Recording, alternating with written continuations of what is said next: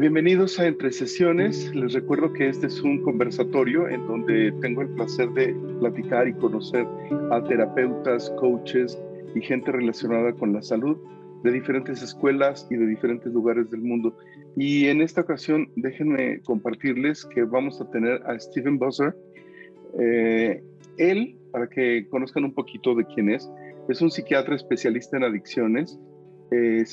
Trabaja en el centro Julian F. Keith, especializado en alcohol y otras sustancias. Algo muy interesante, sirvió 12 años en la Fuerza Aérea de los Estados Unidos. Tuvo un entrenamiento en psicoterapia clínica en el Instituto Jung de Chicago. Estudió medicina en la Universidad de Duke. Es cofundador de The Asheville Jung Center y es editor en jefe de Chiron Publications, una editorial con más de 35 años de trabajo en libros especializados en psicología, de los cuales ojalá que nos dé tiempo de platicar algunos de las ediciones que ha hecho. También ha escrito artículos especializados en psiquiatría, psicología y otros temas en diarios como The New York Times y USA Today. Y estos 3 libros me encantaría que nos hablara un poco de esto, ojalá que nos dé tiempo. Estos son algunos de los libros editados por Chiron, en los que intervino directamente Stephen. Y junto con Leonard Cruz es uno de los editores generales de los 28 volúmenes que integran la obra completa de Marie Von Franz. Los 2 primeros volúmenes ya están publicados y el tercero aparecerá en septiembre. Si tenemos un poco de suerte, es probable que Stephen acceda a dar una serie de pláticas, de conferencias o un taller para el público de México. Y pues es un verdadero placer. It's a great pleasure to have you here, Stephen. Welcome to this series of interviews. It's called Between Sessions, Entre Sesiones. Gracias, mucho gusto en conocerle. Bien hecho. Pero yo hablo algo de español, pero no suficiente, yo creo, para hablar totalmente en este interview. You don't speak enough Spanish, and I don't speak enough English. So, right. Between us, it will be okay. Okay. The first question, Stephen, in the Jungian world, many of the therapists get to this knowledge or to this practice because they suffer what is called primordial wound. How did you become aware of your need for service? Yeah, wow, you're starting with the hard questions. You don't pull any punches. Yeah, I think as is true with most people that enter into the Jungian world, it was a journey and a ever deepening trail that I'm still on and still, discovering and diving down. I guess the way I would phrase it is early on in my psychiatric training, I was heavily influenced by Freud and the psychodynamic, folks. So self-psychology, ego psychology, object relations. And where I trained, that was really the main focus. And he almost never heard anything about Carl Jung. If he did, there was a little footnote of, oh, this is Carl Jung, but nothing of any substance. And so I just accepted that and assumed that my psychotherapy style would be psychodynamic in orientation, with Freud. But even from the beginning, I was really trying to integrate spirituality in what I did. At the time, kind of more in a specific, Christian psychiatry way. I trained with some folks at Duke that were, very active, Bill Wilson, in integrating psychotherapy and prayer and spirituality into it. And that was sort of my bend for a good 10 years or so. And then once I got out of the Air Force, I joined a practice here in Asheville, North Carolina. And one of the psychologists that was 15, 20 years older than I just was a delightfully wise gentleman that had just amazing psychotherapy skills. And when I asked him what his style was, at first he just said eclectic. It was this and that and everything else. But he started recommending books to me, and the books were all Jungian books. So it was Robert Johnson and, of course, Memories, Dreams, Reflections, and Von Franz. And after a while, I confronted him and said, Bill, you're a Jungian, aren't you? And he kind of smiled and said, well, yeah, you could say that. And that kicked off my journey. So I was studying it, but then it had to get personal. So I went into analysis as a patient, as an analysant, with a psychoanalyst, Bud Harris here in Asheville. And that really triggered the depth, pieces and the wounding, as you mentioned before, that we all, really have. But early on, childhood, parental, self-image from early years, and love just the exploration of the unconscious and looking with dreams. And then I was really hungry for it and just found this deep desire to go deeper. So I found a 2-year clinical training program up in Chicago at the Chicago Institute. And even though it was probably too early for my family, they were, my 2 kids were just in preschool. My poor wife had to endure me flying off Chicago every month. But she did. She loves me enough to watch the kids for those weekends. And that really triggered, my kind of explosive hunger to go deeper and deeper. And right after that program, I met Marie Stein while we were up there and started the Asheville Young Center, which really was more for me. I just wanted to connect with Zurich in some kind of way. This was 2008, so long before Zoom. But I just had this dream of there must be some internet technology that we can host, just what you and I are doing here. But back then it was Polycom systems with satellite transmissions and business centers at airports you had to send people to. But nonetheless, we started it and it really kind of took off. And then Chiron, and it's just been snowballing over these years, I would say. I have a huge respect for the Army, and I noticed that you have served 12 years. 12 years. It's a whole life in the Air Force. What did you find during these 12 years serving for the Air Force in the USA? And what of those findings have been useful in your practice as a medical doctor and as a therapist? Yeah.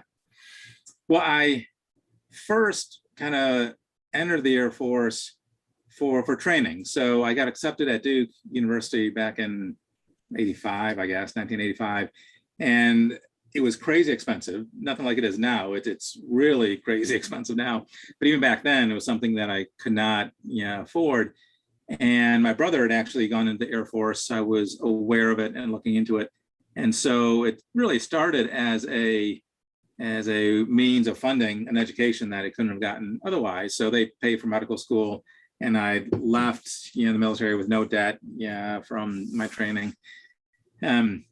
But it was also a exciting journey. So I got to do some aerospace medicine training, and got to fly a jet fighter upside down and do barrel rolls, and got to go in an altitude chamber.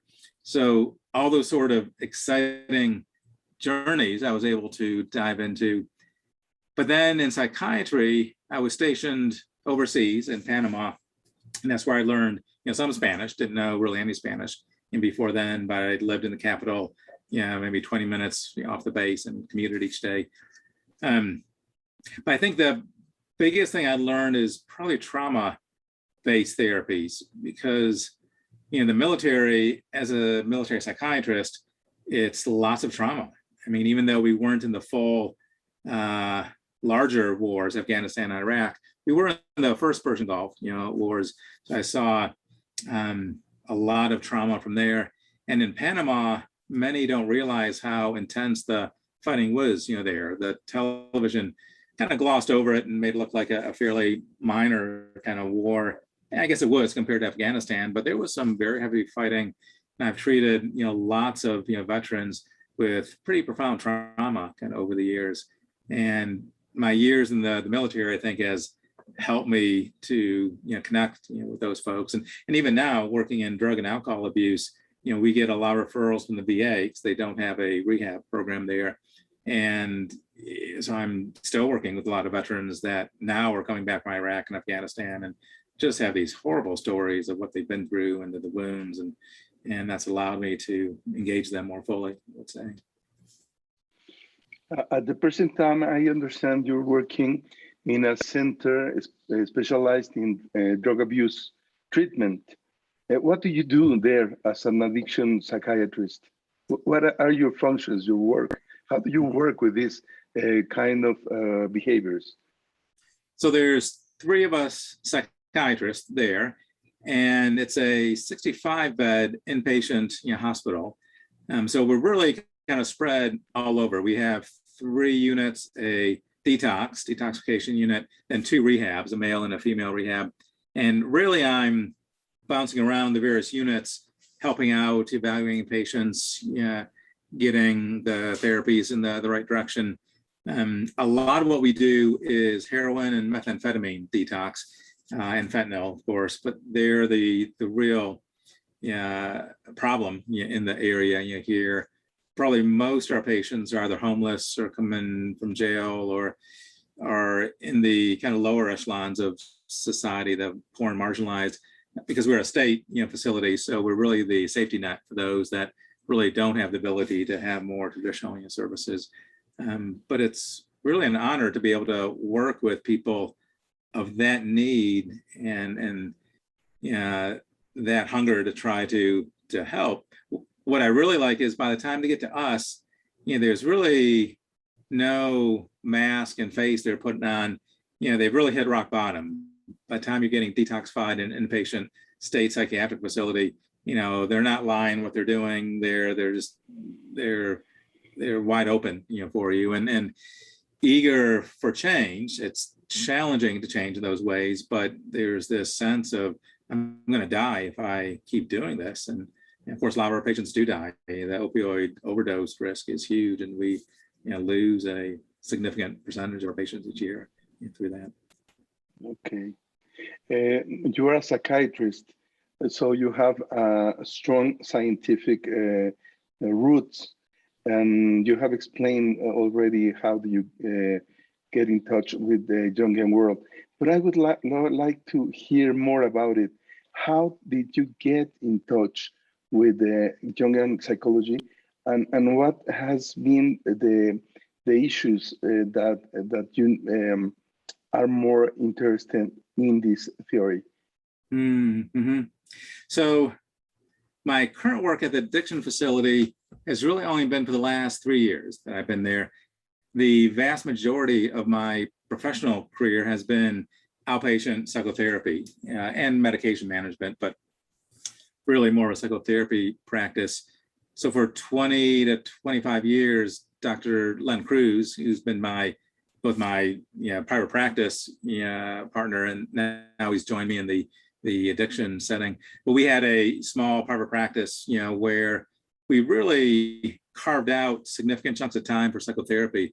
So unlike a lot of psychiatrists that will see 10-minute time slots for patients or 15 minutes, we had 30 to 60. So our shortest time slot was 30 minutes, and most of our sessions were the 60 minutes. So while I didn't make as much money doing that, it really let me do psychotherapy as a primary kind of mode of treatment for a lot of my patients. Of course, I still use the medical elements and drew laboratory tests and brain scans and use medications, but I was also able to go into psychotherapy quite a bit. And that whole Jungian training at the Chicago Institute helped tremendously for that. So really a lot of dream work and active imagination, and really looking for the archetypal symbols and the healing elements of the unconscious, which I can't do in that same way at the inpatient facility. But we do teach groups on dreams and encourage people to work their dreams, and I'll kind of run them through some ideas of how to do some self-healing with the dream work. But the psychotherapy years were just a real exciting deepening for my work in the Jungian space. You are co-founder of the Asheville Jung Center, and this seems to me like a dream, because I'd love to create a Jung Center in Mexico. Maybe you will help me to create one of those here. I know many people who are the founders of another Jungian centers all over the world, But I would like to know what services do you provide in the Asheville Jung Center, and how do you came up to with the idea of creating such a center? Yeah, so it's got a history that's evolved a lot, since 2008. So when we began it, it was primarily a internet teaching service for the global Jungian community with that. And what was exciting was there was nobody else on the planet, I think, that was doing that. I mean, back in 2008, none of the institutes were doing online training. None of the centers were, Zoom didn't exist, Skype, didn't exist, or if it did, it barely existed. Nobody was really using it yet. So when we launched it, there was this incredible hunger, for it. So initially, I really was only wanting to set up an Asheville to Zurich, satellite link, which we did, and we used one of the teaching centers in Asheville, and Murray Stein would go to this business center outside of Zurich. But very quickly, from the very first session, people were wanting to plug in. So Omaha had a group, and they plugged in. Chicago decided to plug in as well. Mexico City, Patricia Michan, I'm sure had a group for the first year or two kind of plugged in as well with that. So we were having all these groups kind of plug in. And then eventually 5 to 6 years into it, the technologies came enough where home computers could plug in. And so we started doing that. And my goal with it was to make it a regional center where people would do both international training, but also have local stuff as well. And every time I tried to fire that up, the local stuff would barely take off. And we would get 20 or 30 people coming for the lectures. And I'd always say, hey, I could use some help in developing a regional center, and we could host pieces, and we could have dream groups and other things. And everybody said, oh yeah, that's a great idea. If you start it, let me know. Like, well, I can't do everything. I need some help with this. And each time we try to build it locally, it would peter out with that. And finally, I said, well, I'm hitting my head against the wall. What really is thriving is the international piece. So even though it's an Asheville Jung Center, for most of its time, it was a internet-based kind of global Jung piece with that. And that's what really took off for about a decade or so. But then 5 years ago, 3 to 5, I guess now about 5 years ago, Zoom and Skype and everything else was kind of firing up. And what we noticed was we weren't the only ones in the world doing it now. Pretty much every institute and center were starting to do their own kind of online programming. And our numbers just kind of went gradually down, but in the straight line, kind of down, down, down, which makes sense. If you have a local group, you're going to want to do your online education with them. And I said, the handwriting's on the wall that this isn't as viable as I'd like it to be. And around the same time, actually a few years before that, we took over Chiron publications from Murray Stein and Nathan Schwartz-Lant, and that was growing and getting bigger and bigger. So I really tried to follow the unconscious stream, and dialogue the process and do some shadow work and enema, and it was clear to me that the calling was no longer Asheville Jung Center, but is really Chiron publications kind of growing. So while Asheville Jung Center still exists, it's really a subsidiary of Chiron, and mostly it's the old DVDs and old kind of web streaming that we did for the 10 years or so. So we have this huge archive, but we haven't done a new training in probably 3 years or so, 2.5 to 3 years, just because so many other people are doing it. They don't really need us to be adding stuff. And we did a ton. We did so many programs. I kind of felt that it was time to let that be there in a backlist, but really Chiron is where the whole energy is now. And we started with 3 to 5 books a year back when we took over, and now we have 20 to 30 books a year we're putting out. So Chiron's the kind of workhorse now that's taking most of our energies and excitement. And for me, that's good. I love creating books. I mean, it's a birthing process, and you see the book come out and the cover design and the typesetting, and the authors are excited and we're excited, and then you see how the book, launches. And the video stuff was great. I loved it, but the energy, I think, is more kind of with the books at this point. And that's the way I get to know you. In one lecture, presenting the volume 1 of the collected works of Marie Von Franz, and it was a real pleasure because I could see the love and dedication you put in the presentation, the photographs, the images, the concepts, and the way you explained it. I really loved it. But okay, let's talk a little bit about your work in Chiron Publications. I understand you are chief publisher there? Yeah, so there's two of us. Len Cruz and I have been kind of wedded, not in anything but a professional way, but he and I have been connected this whole time. So he and I have been in private practice, for decades. Yeah, he and I co-founded Asheville Young Center.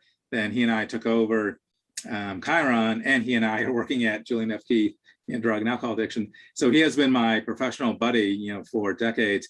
So anyway, the two of us he's the editor-in-chief, I'm the publisher.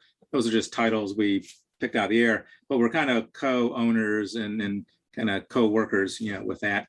Then we have Jennifer Fitzgerald, who's our main general manager, who does a lot of the organizing the books and project management and pulling them together and that kind of stuff.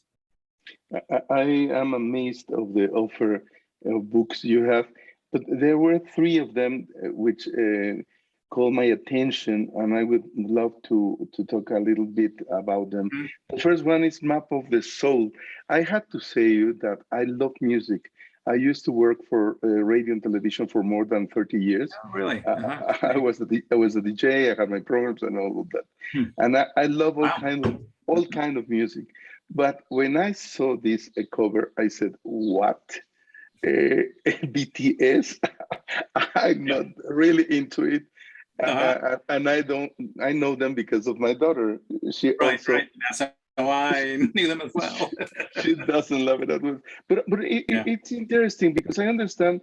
I saw that this is a series of articles of this Korean group or Korean. Really, it's a trend in music, the Korean pop music, and it caught my attention. What has to do Jung with this music, with this album, with this knowledge about persona, shadow, and ego? What's in this book? How do you get to publish it? Yeah, that's a odd story. Basically, I got a call 2 years ago, from Murray Stein. And Murray is our kind of main talent and inspiration. He and I started Asheville Young Center, through lecture, him being our main lecturer. Probably a good half to 2/3 of the lectures, seminars in Asheville Young Center are from Murray Stein. And that's because when I was in Chicago, I just fell in love with his teaching. I would listen to his tapes. They were cassette tapes back then. And I would just be blown away by the depth of his teaching. So Asheville Young Center was really Asheville connecting to Murray Stein and the analysts that he knew in Zurich. And that was our main kind of cohort. Then Murray used to own Chiron's. Then he sold us Chiron a few years back. And now he's one of our main authors. So not like he does half the books, but probably 5 to 10% of the books we've published are from Murray. So Murray has been just an anchor supporter of the efforts we've done for all these years. So Murray called me 2 years ago and said, "Steve, you won't believe this, but BTS has adopted my book and is singing music about it." I'm like, "What?" And my first question is, who's BTS? Because I didn't know. And when I got home that night, my daughter said, "Dad, you don't know who BTS is?" Like, "No, I don't." So I Google it, and they're the most popular band on the planet, it turns out, depending which rankings you look at. And they're a K-pop, Korean pop band out of Korea. And they are really, really popular. Turns out that years ago, I don't know, I'm guessing 5 years ago, they somehow found the Korean translation of Murray Stein's first book on Map of the Soul. This is a new concept that you flashed up on the screen. But 20 years ago, Murray, I think 20, published Map of the Soul, Jung's Map of the Soul, then a subtitle, I can't remember the subtitle. And that was translated into Korean. And turns out the K-pop band BTS got that book and loved it. Loved it so much that when you went on their website a couple of years ago, I don't think anymore, but they had not a slick website as they have now. And on it, there was recommended readings and books. And Murray Stein's book, Map of the Soul, was the most prominent book on there. So clearly they loved the book. They were recommending on their website. And then lo and behold, 2 years ago, they named 3 of their albums after Map of the Soul. So it's Map of the Soul, Persona, Map of the Soul, I guess there's 2 albums, Map of the Soul 7. Then they did Map of the Soul, Shadow. That was sort of a a few songs within Map of the Soul 7. And if you go to YouTube and look at some of these songs, particularly the ones that have Jungian concepts, Anima, Shadow, not Anima, but Shadow, Persona, Ego, those 3 songs, if you watch them, are full of Jungian terms. And there's even not famous, but there's a blackboard in the very first one that came out, and all over the blackboard that they zoom in on and dance and sing is, Jung, Map of the Soul, Ego, Shadow, Anima, and then all this other stuff on it. So they are singing in these 2 albums about Jung and his Map of the Soul, and Murray Stein and his book about that. So we thought, my gosh, this is a tidal wave that we need to try to participate in.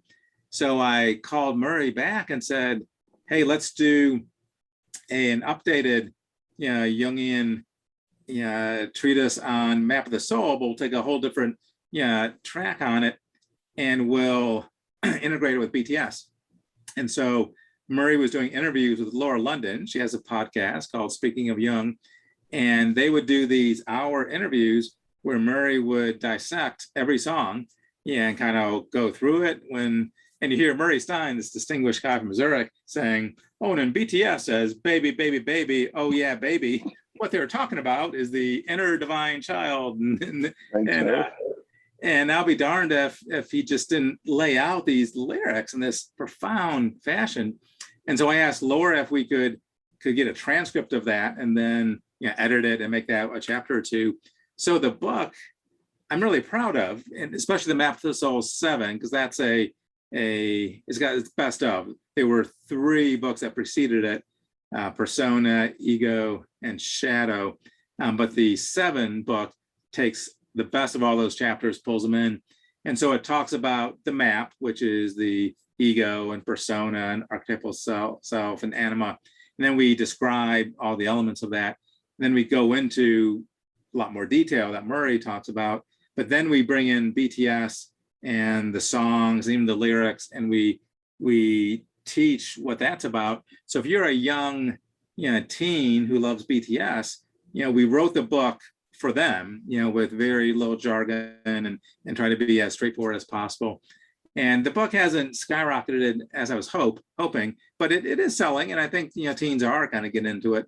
And it's a beautiful, possible way to bring in the next generation into some of the concepts of Jung. And that's why I hear time and time again with the book of people saying, thank you, Steve.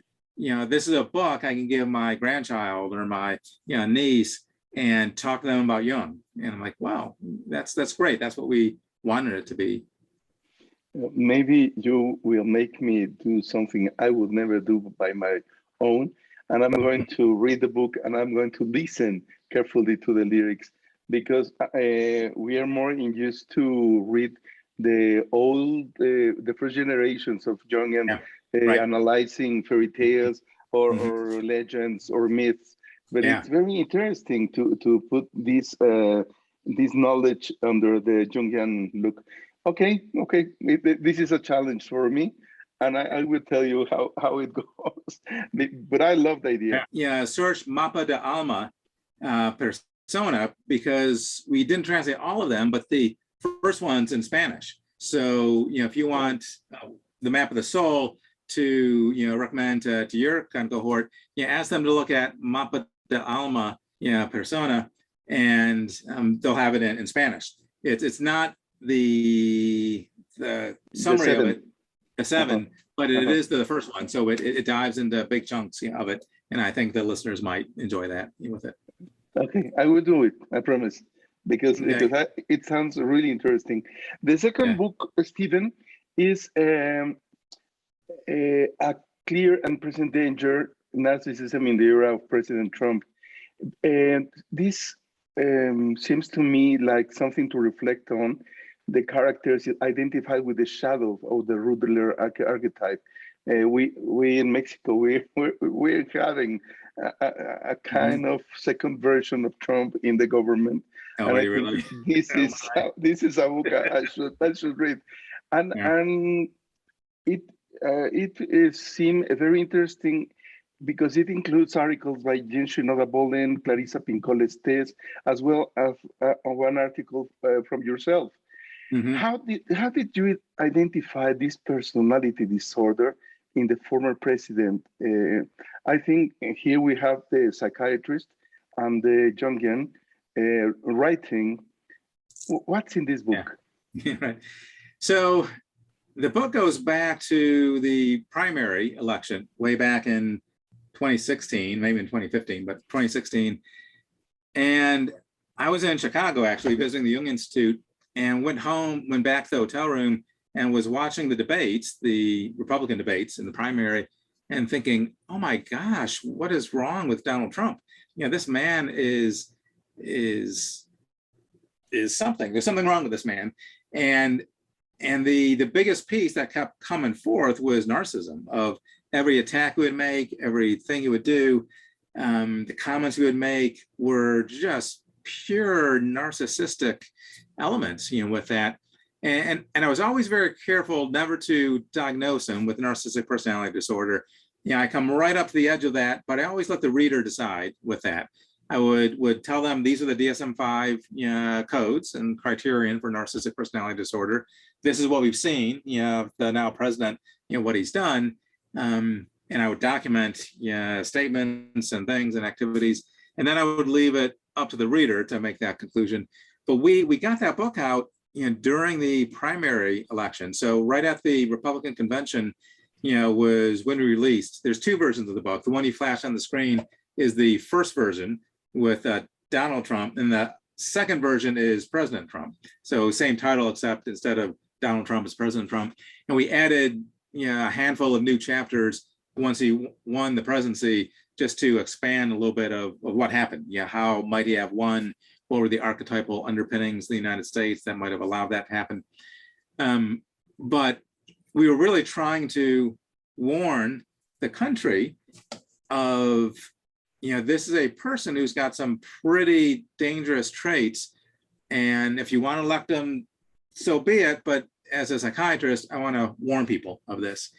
And it was odd. It was really, really hard getting people to listen. So this is, long before the primary election. It's in the primary. We go to the general election, and the book's out. It's been out for weeks, and we got in the hands of all the Democrats we could think of, and including, well, I won't list them off, but a lot, like Hillary Clinton's daughter, we met with the vice presidential candidate. Anyway, but people didn't want to listen. They didn't want to dive into it. They didn't want to let people know about what we were researching and talking about. And I just found this brick wall that we kept going up against. It was astounding. We had national TV hosts that would on the air say, oh my gosh, would any psychiatrist come forth and tell us what's going on with Donald Trump? And I would call them up minutes later, say, yeah, I'm happy to. We wrote a book on it. We have 20 experts that have told you what's going on. And they would say, oh yeah, well, okay, well, we'll get back with you. And nothing. There was, I think, an unconscious block that they said they wanted to know, but they didn't really want to know.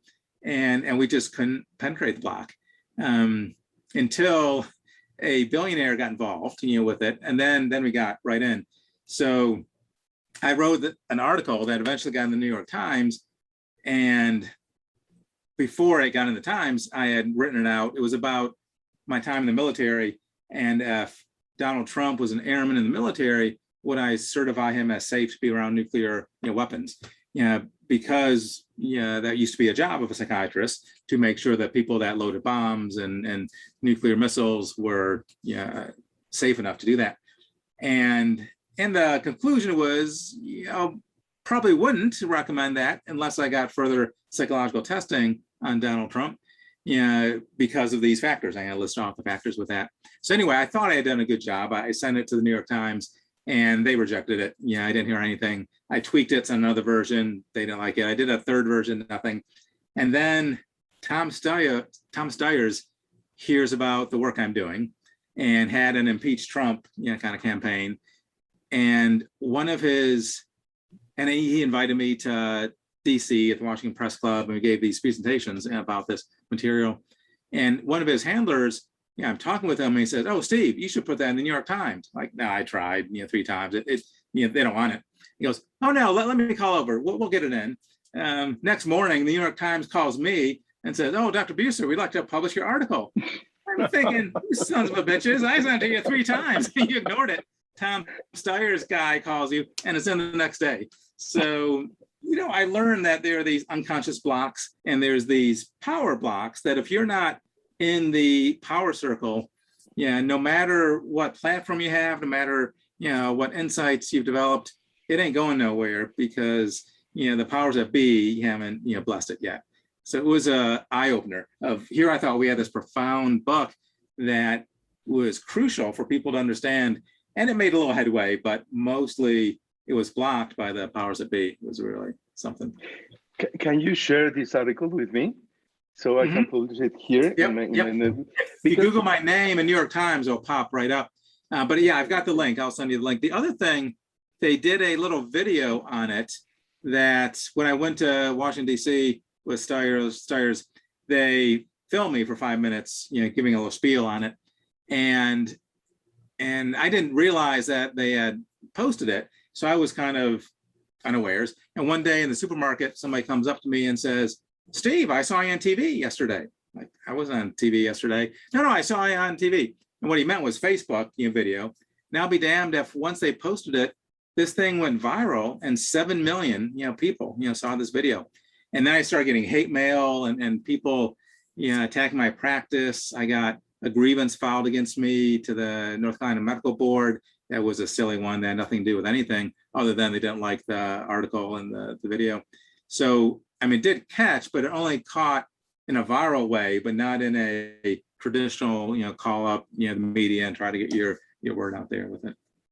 Wow, 7 million. 7 million. I was blown away. I can send you that link if you want to see it too. Yes, please, please. And maybe you agree.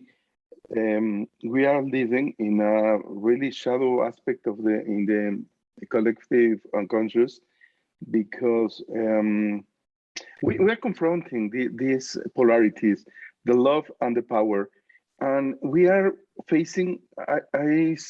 I feel this is something like the shadow of the ruler, because it has something of narcissistic, something of authoritarian, something as a very rigid governments, which are really appealing for the people. In Mexico, we had maybe the most populated voting to elect this president. Really? And I see the same personality as Trump. Well, less power, and he doesn't have how do you call this case where he pushes a button? Right, the nuclear football, right? Yeah. We wrote another book about that case, based on it was called Rocket Man, Nuclear Madness in the Mind of Donald Trump, where we got even, I think, more impressive experts about that whole piece of, is this man safe to be having half the codes of the nuclear weapons? Because that was our biggest concern. This man could start, World War III, and could eliminate humanity virtually. Yeah. I mean, the planet could be extinct if, the worst case scenario, nuclear winter, etc. Wow.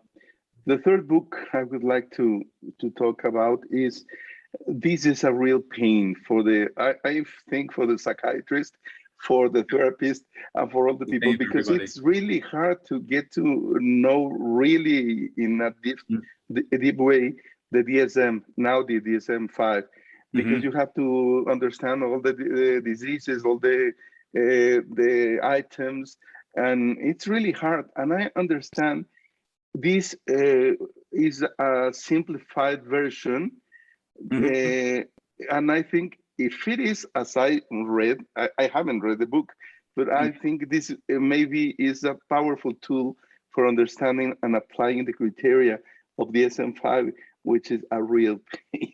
Why did you publish this book? Why did you do this? And what is this? So there's two parts to it. One is just trying to conceptualize a bunch of data. And as a psychiatry resident, it was DSM-3 that I was studying, then later DSM-3R, then DSM-4 and DSM-5. But when I was studying DSM-3, it was just a ton of material to get down. So what I did, I digested it into core criterion for each. And if you get the book, the first 20 pages are just little tables, sort of, but just lists of, this is what major depression is, this is with psychotic features, this is bipolar disorder, this is hypomania, so that instead of having to thumb through 600 pages, which is the DSM-5, maybe 1,000 pages now, you've got 20 pages. So it's just a lot easier to command now, especially if you know some of it already. If it was your very first time, it might be too crunched down and digested. So that was one thing, just to have a quick reference for people that was much more user-friendly than the crazy big ones with DSM-5. Then the other piece was a concept that I've used a lot clinically, in that it always bothered me that we labeled people as bipolar, as depressed, as psychotic, of you have bipolar disorder, you have anxiety disorder, you have major depression, or even worse, you are bipolar, you are depressed, because then it's almost identity piece. And what I found myself saying is, no, that's bullshit. We're all human, we're all on the spectrum somewhere. If you look at bipolar, it's not binary, you have bipolar, you don't have bipolar. It's spectrum of, we're all on this level of bipolarity somewhere. We may be extreme and admitted to the hospital and psychotic and run down the road naked. We may be zero, and we might be a stuck in the mud, dead accountant that has no energy, never gets out, never does anything fun. And both are problems. If you have no bipolarity, you're boring and lifeless. If you have extreme bipolarity, you're at risk of death, from accidents. And we're all somewhere in between. And an artist has a little bit more than that. A genius creative has a little bit more. A conservative, kind of drive, not too much, is over here. And we arbitrarily make up a line of, okay, this person is disordered, these people aren't. And I was fighting against that, saying, no, we're all on here, somewhere. And with my clients who had bipolarity, not bipolar disorder, but they had bipolarity, I would say, you've got some bipolarity. That's great. You're creative, you're energetic, you're fun, you're the life of the party. And those pieces are wonderful. But you lost all your money gambling, and you pissed off your boss and got fired, and you've done these things, and that's not so great. So what we want to do is tone your bipolarity down a little bit and get it more in the artistic, creative, fun space, and not the yelling at your boss, space. And the clients loved it. They'd say, oh, gosh, thank you. You're the first therapist that has framed it that way and not labeled me with it. That makes sense. I like that. So that's what the book really is about, besides that digesting. And we go through, depressiveness, anxiousness, even psychoticness, and show the gift of each of those, and how the gift of depression is sincerity and going inward and calm and quiet. But when it gets out of control, it's dangerous. And all these, and anxiety is healthy, right? We need to have some anxiety, so we're attuned to our environment. And if a bear, which we have some bear out where I live, if a bear comes down the road, you want to know what to do with that. And anxiety keeps us tuned in. So it's about going through the spectrums of symptoms and seeing it from a non-pathologic viewpoint. The problem with that is you don't get paid if you don't give them a diagnosis. If you take insurance, if you take cash only, you still get paid. But if you're filing Blue Cross Blue Shield, if you didn't write in a DSM-5 diagnostic code, 396.24, you don't get paid. So there's this weird dichotomy of let's not diagnose people inappropriately, but yet you have to have something on the form or the insurance isn't. So there's that hesitancy. But the book was to try to take away some of the pathologizing of mental symptoms for that. And I saw it includes some drawings of the disorders. Whose drawings are those? A elementary school kid, Luke Sloan. He's not in elementary school anymore. I wrote that book right after DSM-5 came out. So at the time he was in fourth or fifth grade, classmate of my son, who's now in college. But so I'm writing this book and we're talking at the dinner table and I say, we need to hire a professional, graphic designer to do these images. And my fourth grader son looks at me and says, "Oh no, Dad, I've got a buddy in school. Yeah, he's great. He could do it." No, we need like a professional, Brian. No, let me show you his stuff. So he brings home this little portfolio that Luke has done. I'll be damned if it's not really good. And so we hired, this fourth grader, and he did a marvelous job. They're just these delightful drawings, and I would, send them to him and say, the bipolar one's a little too kind of crazy. Can you tone this down and make it this way? And he would send it back, and that's what we used, and it turned out really, really nice. It's such a great story because I think when the projects have soul, they are really useful. I'm thinking in my account because I am adding every book I talk to you about from Chiron. Okay, let me see. We're back to the beginning. Chiron, now I know it used to be of Marie Stein, and you now it's yours, and you have made a wonderful work in publishing. Now you are initiating this challenge, which for me it's like climbing the Everest, because you are gathering all the collected works from Marie Von Franz, and your promise is to publish 28 volumes. I understand. I have only the first one. Now I see that the second one is already for sale. I'm going to ask for it. And the third one is due on September. September 1st. We're pretty confident it'll come out September 1st with that. So we're very excited with that too. Most of the people who are watching is familiar with the Jungian concept, but let's stop for a while. Who is Marie Von Franz, and why is she so important in the Jungian world?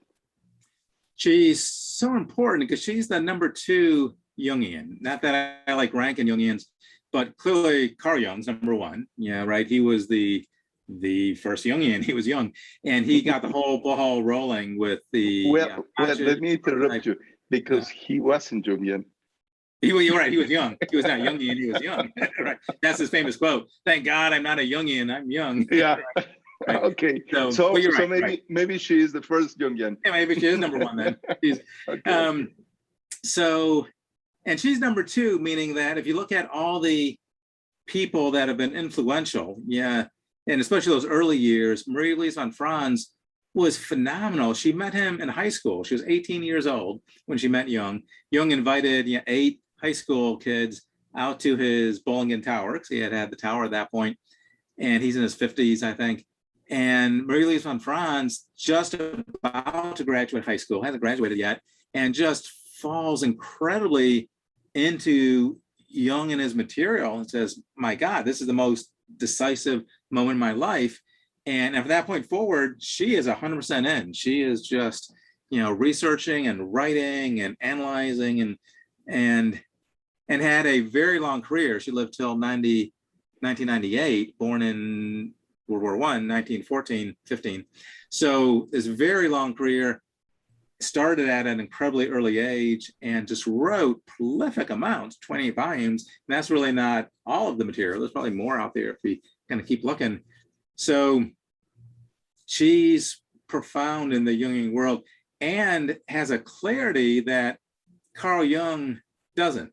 At least Memories, Dreams, and Reflections does. But if you read the collected works of Carl Jung, which I'm sure you have, boy, it's tough. I mean, you've got to know your stuff with it. Very tough.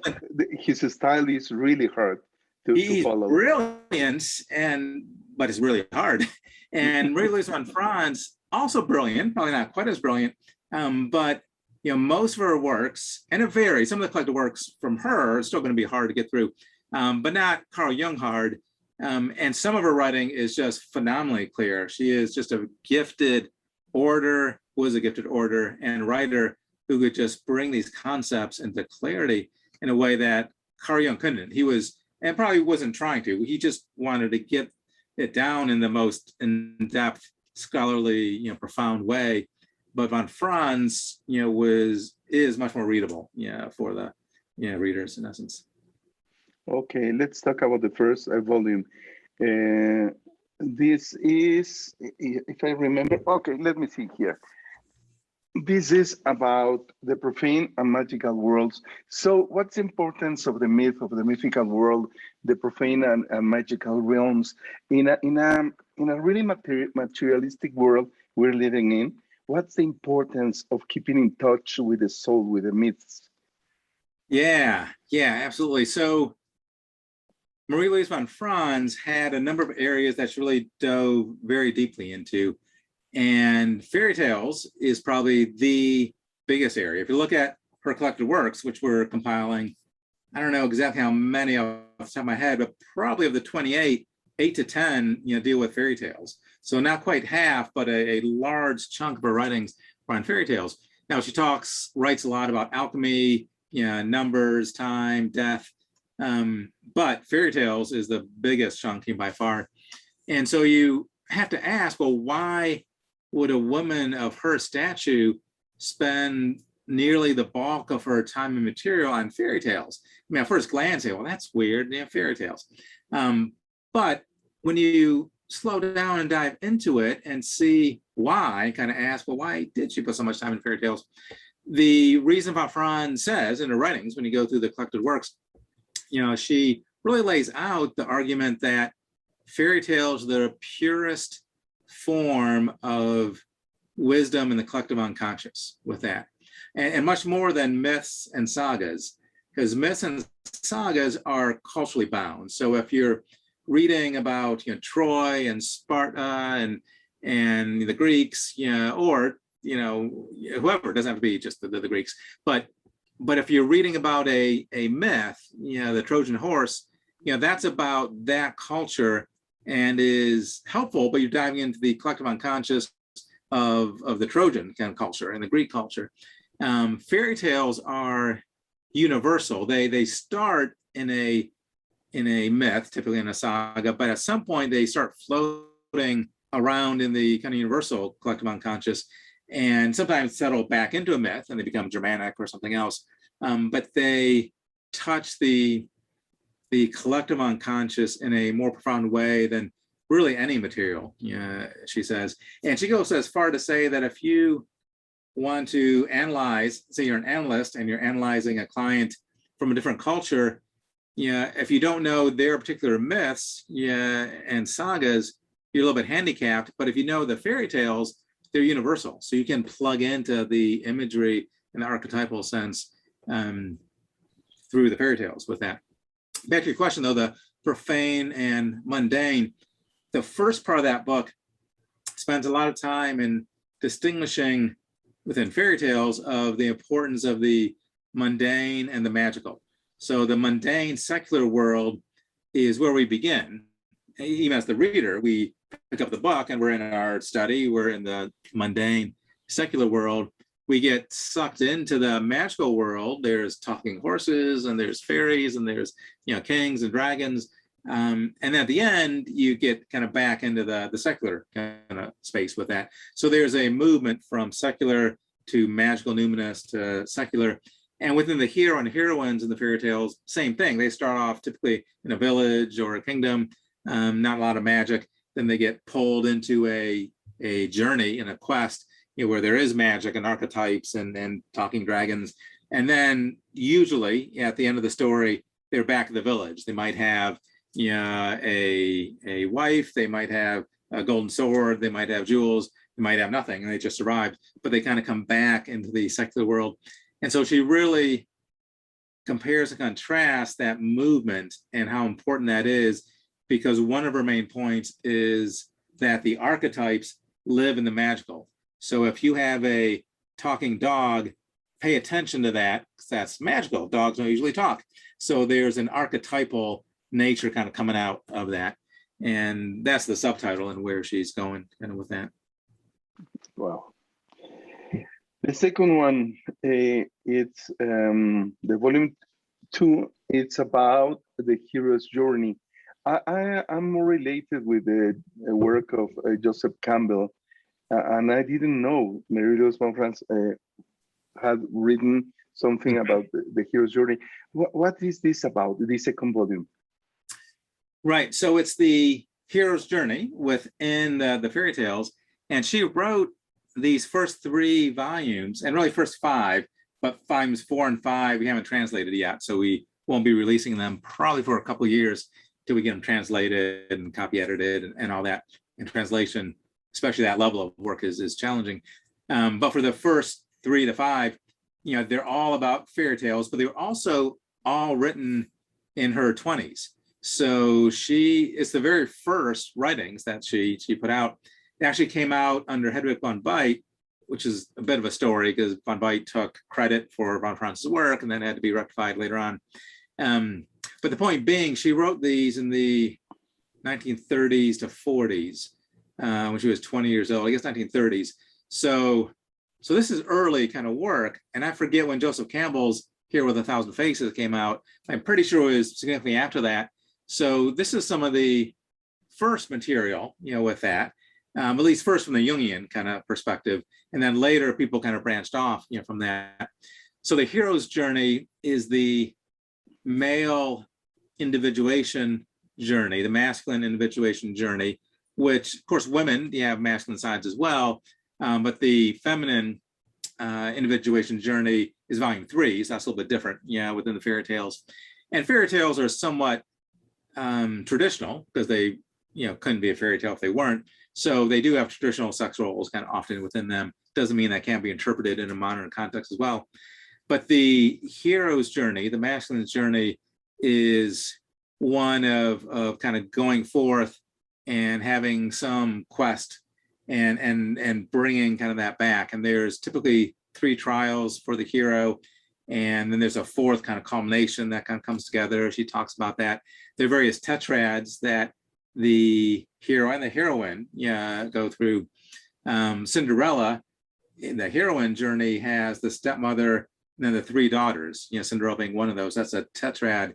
A lot of the male journeys have the same thing, a king, and then 3 sons, one of whom is the unfavored, son. And that's the one that typically is the hero and has to kind of go forth and prove himself. But that whole journey is a mirror of the masculine individuation process with that. And fairy tales just look at it from all these different perspectives with it. The other thing that's interesting in that volume is there's different types of heroes. There's the traditional hero that we think about who's strong and courageous and slicing up dragons. But there's also the simple, grounded hero. And one of the ones that she talks a lot about is the 3 Feathers fairy tale, which is king is ailing. He has 3 sons. 2 of the sons are kind of traditional, kids. So there's a tetrad with the 4. And then the youngest son, they call the simpleton, and he barely talks and is just real simple-minded.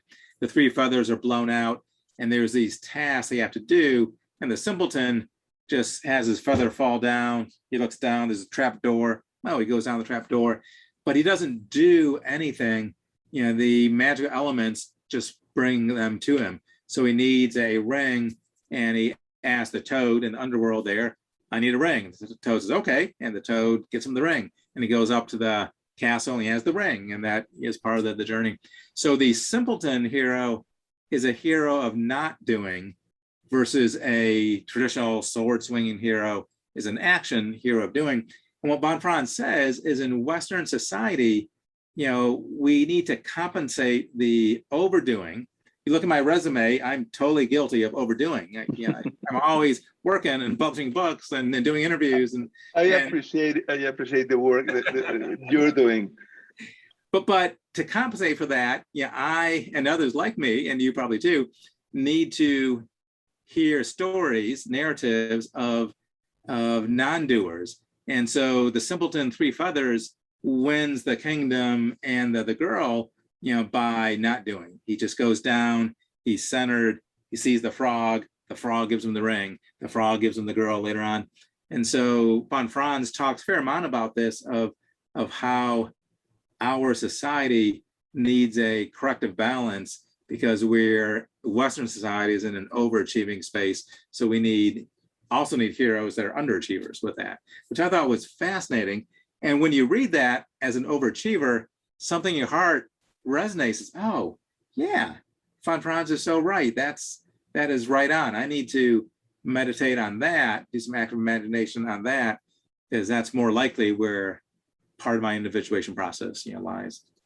And maybe this is a very revolutionary concept, because I don't know if you agree, in this clash of anima and animus, this feminism, very, very masculine, the energies are combining in a pretty bad way.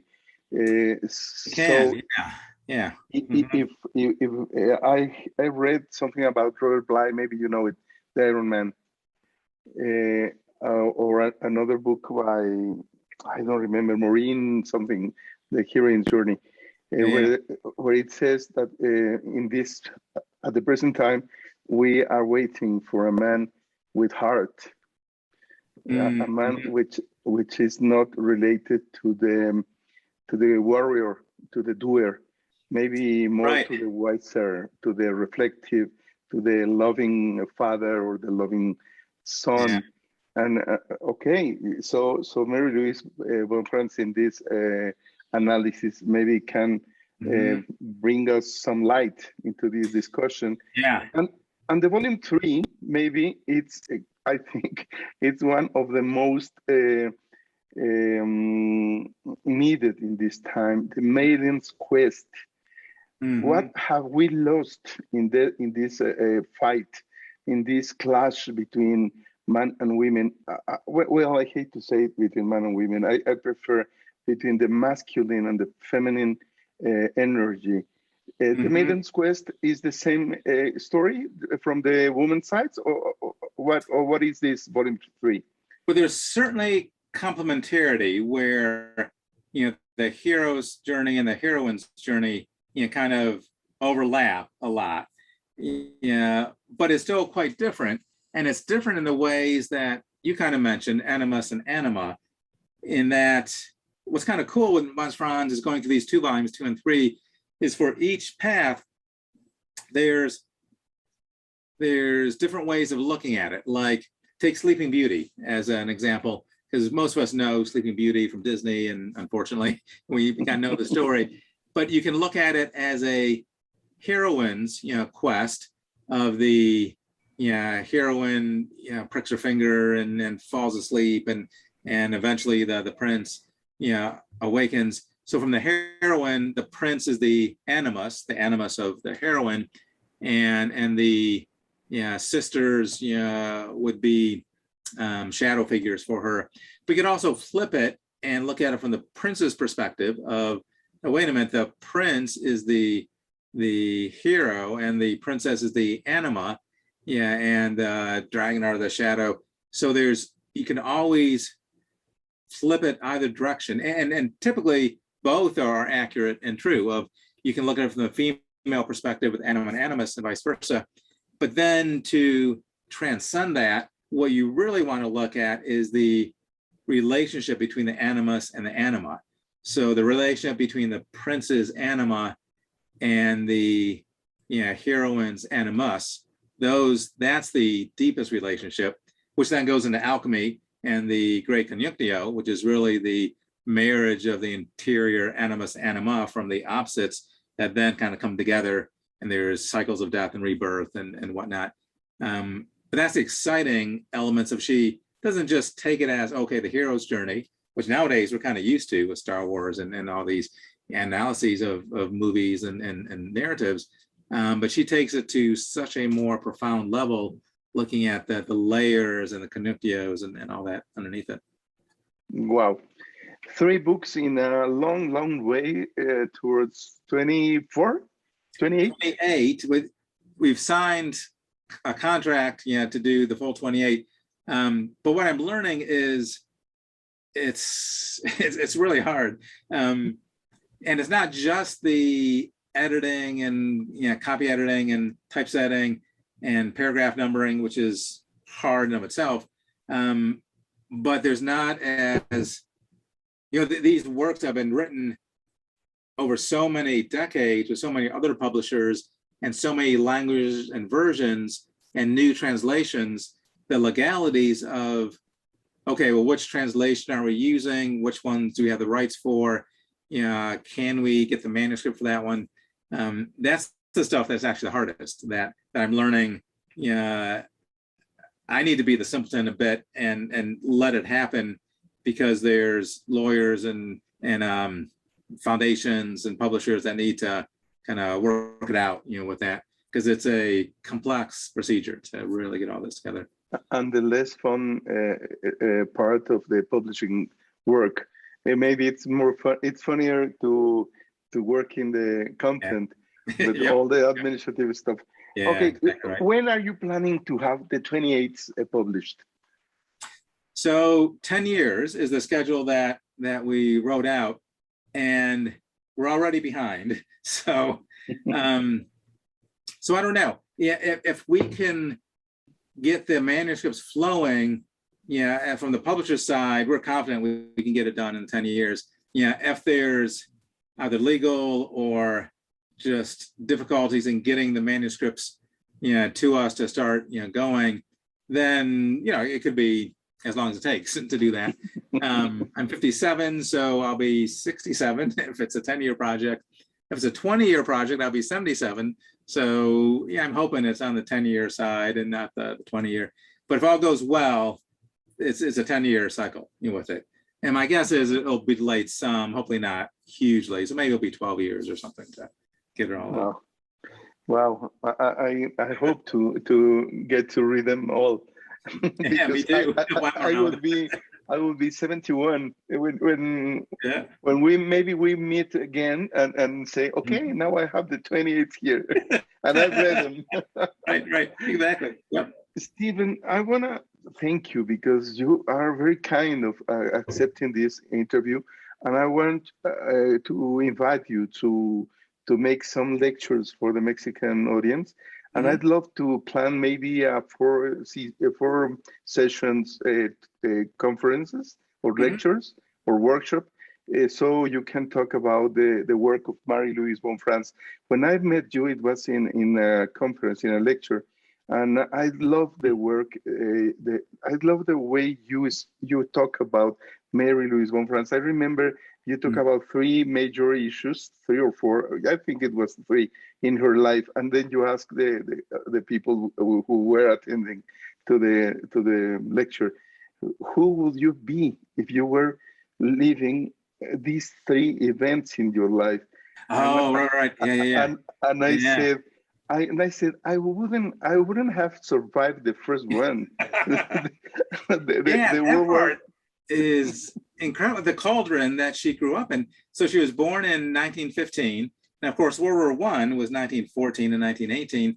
And her mother's German, during World War I, and her father's a member of the Joint Chiefs of Staff of the Austro-Hungarian Empire. So clearly she was in the heart of World War I as an infant. Then she survives that. They flee to Switzerland. And then her father gets the Spanish flu, the great pandemic. that now we're talking about the current pandemic. The last one we compare it to was the 1918 Spanish flu, and her father got it and was an invalid for months and could have died.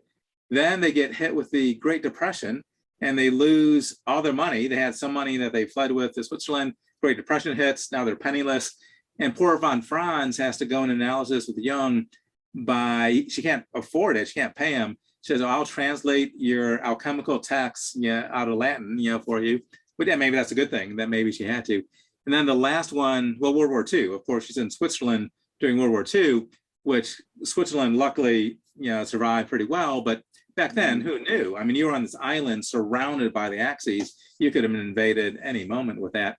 So these 4 gigantic events, any one of which could have just killed you or put you in a defeated space that you don't make much of your life. But she survived and thrived even after all 4 huge events. So Stephen, thank you a lot for this interview, and I hope to see you soon for this work for the Mexican analysts, who would love to hear from your publishing work and the way you explain the Marie Von Franz work and the examples, how you present the analysis of the fairy tales, and I'm sure it will be a real success here, and hope to see you very soon. Well, thank you. I would love to do that. It sounds like a lot of fun. Yeah, I would appreciate it. And thank you for the time tonight. It was great talking to you.